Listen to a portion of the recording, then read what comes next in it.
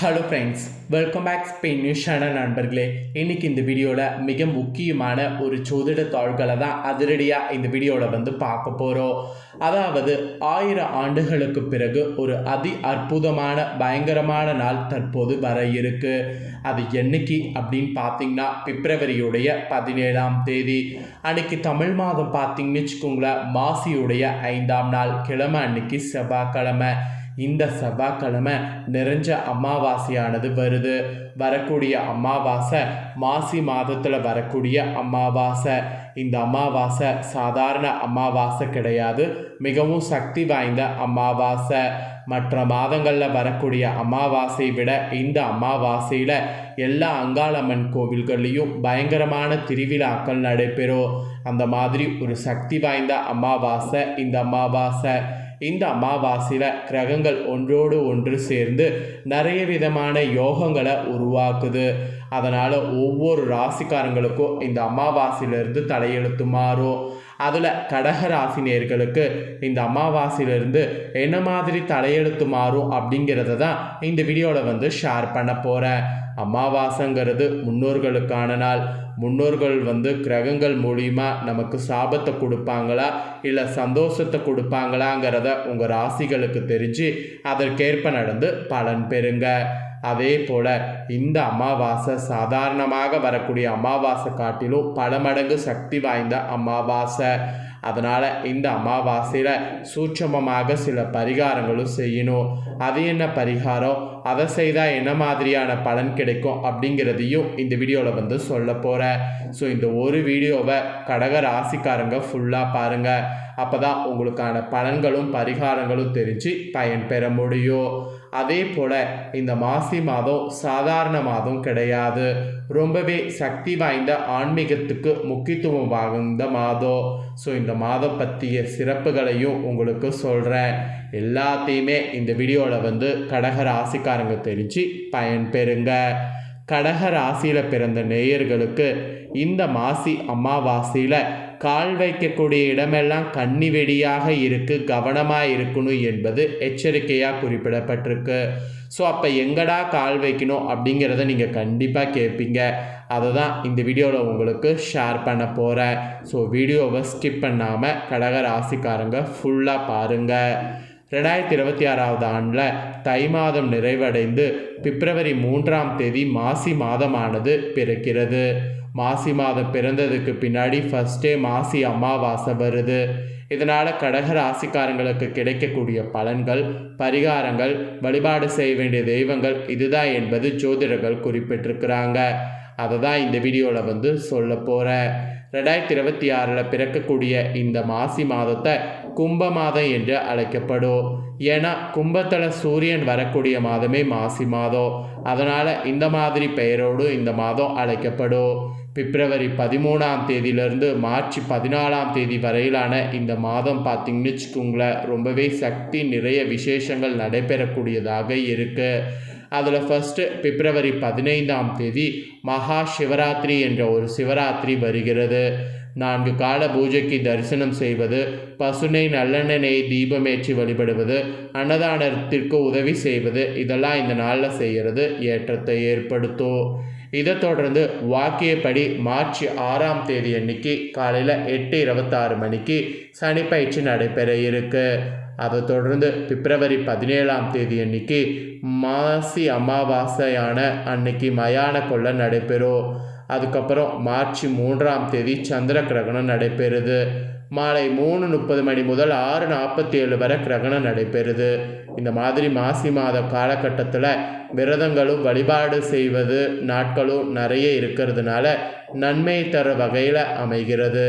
இந்த மாசி மகம்ல கூட விசேஷமான பூஜைகள் நடைபெறும். கும்பத்தில் சூரியன் இருந்து தன் சொந்த வீட்டை பார்ப்பார். இந்த மாதத்தில் நடக்கக்கூடிய விசேஷங்களில் மாசி அமாவாசை குறித்து பஞ்சாங்கத்தில் நிறைய கூறப்பட்டிருக்கு.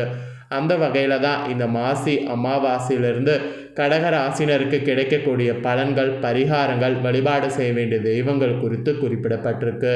அதை தான் இப்போ இந்த வீடியோவில் சொல்ல போகிறேன்.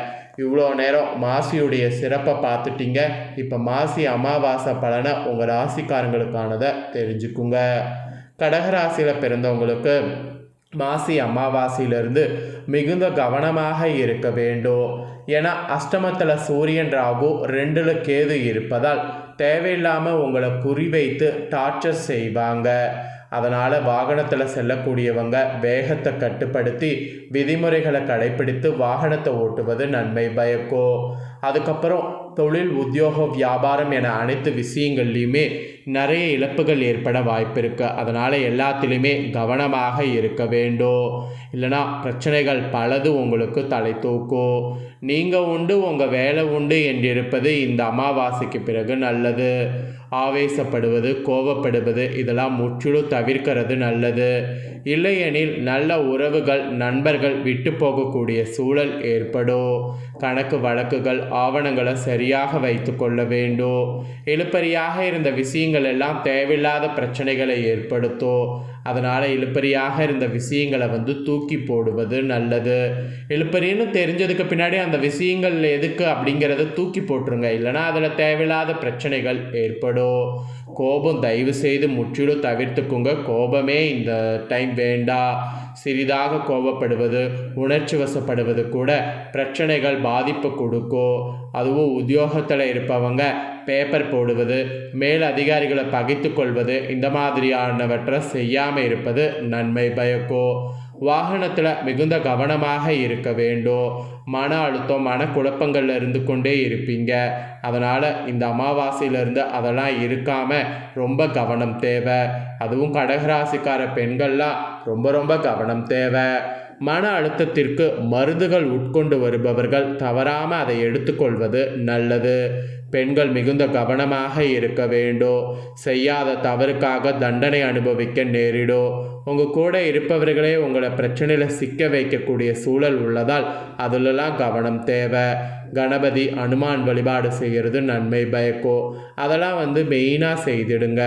வயிறு தொடர்பான விஷயங்களில் இந்த அமாவாசையிலிருந்து கவனமாக இருக்க வேண்டும். ஆரோக்கியத்தில் கொஞ்சம் நெஞ்சல்ல அதிக அக்கறை செலுத்துவது நல்லது.